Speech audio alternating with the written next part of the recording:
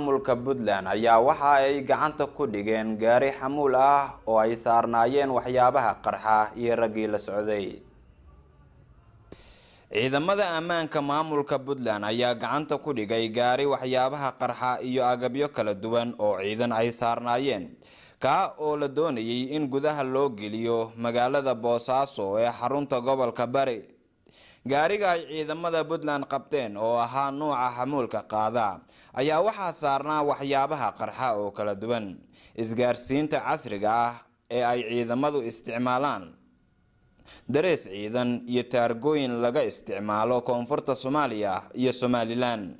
ciidamada ammaanka ayaa sidoo kale gacanta ku dhigay 2 nin oo la socday gaarigaasi lagu qabtay waxyaabaha qarxa, waxaana ay baaritaan ku wadaan cidda iska lahayd qaraxyadan iyo cidda ay ku socotay.